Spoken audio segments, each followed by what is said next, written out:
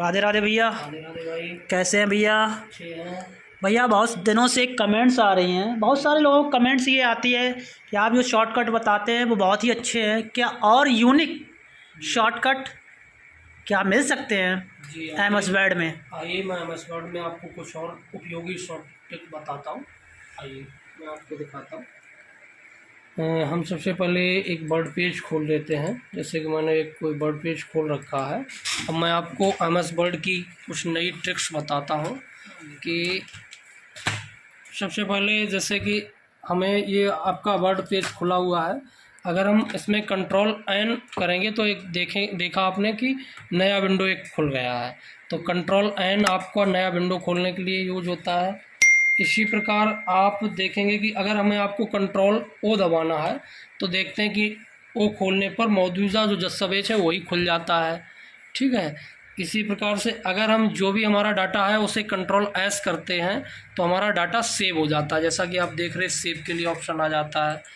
इसी में यदि हम कोई डाटा को सिलेक्ट करके कंट्रोल सी करते हैं तो ये डाटा कॉपी हो जाता है। जैसे कि यहाँ पे नीचे देखेंगे तो यहाँ पे कंट्रोल बी दबाने पर यही डाटा, जो डाटा हमने कंट्रोल सी से कॉपी किया था, उसी डाटा को कंट्रोल बी अगर दबाएंगे तो पेस्ट हो जाता है। इसी प्रकार जो भी हमने लिखा है उसे अगर हम कंट्रोल जेड करते हैं तो वो सारा जो भी अभी तुरंत की प्रतिक्रिया है वो हट जाती है। और अगर हमें वही प्रक्रिया पुनः वापस लानी है तो उसके लिए कंट्रोल वाई टाइप कीजिए तो फिर वही वापस आ जाएगी।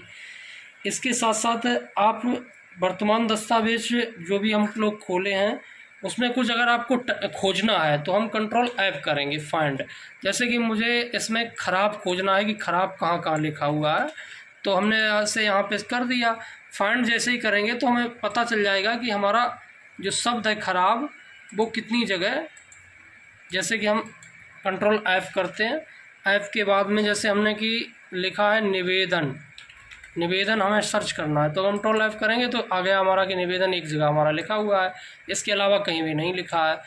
या कोई ऐसा शब्द है जैसे कि हम देख लें कि ये कंट्रोल 0 है 01, तो इसे अगर हम यहाँ पे करेंगे और फाइंड करेंगे तो देखेंगे कि 2 बार 1 2 जितनी भी जगह है 3 बार हो गया।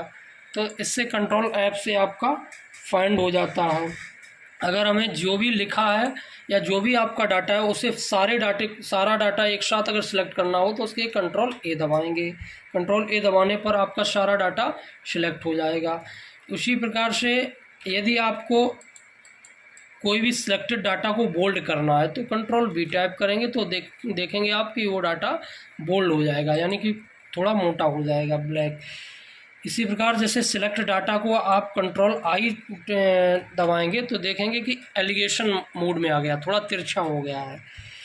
अगर हम इस डाटा के नीचे अंडरलाइन करना चाहते हैं तो कंट्रोल यू दबाएं तो अंडरलाइन हो जाएगा। अगर हम इस डाटा जो भी हमारा जैसे डाटा लिखा रहता है, ये डाटा लिखा है, अगर हम इसे बीचों बीच लाना चाहते हैं तो हम इसे कंट्रोल ई दबाएंगे तो ये डाटा हमारा बीचों बीच आ जाएगा। ठीक है। इसी प्रकार से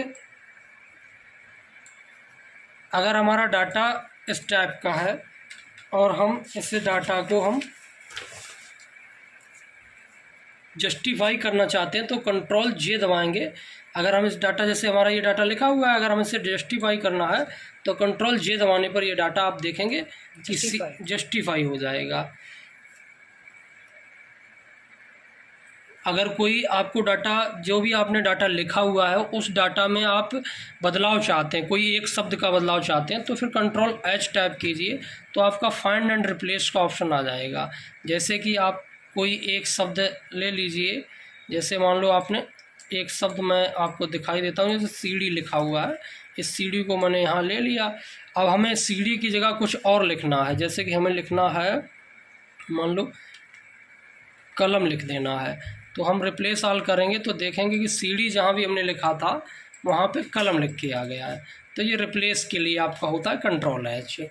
इसी प्रकार के नए ट्रिक्स, शॉर्ट ट्रिक्स जानने के लिए हमारे चैनल को सब्सक्राइब करें। सभी का बहुत बहुत धन्यवाद। सभी को नमस्कार।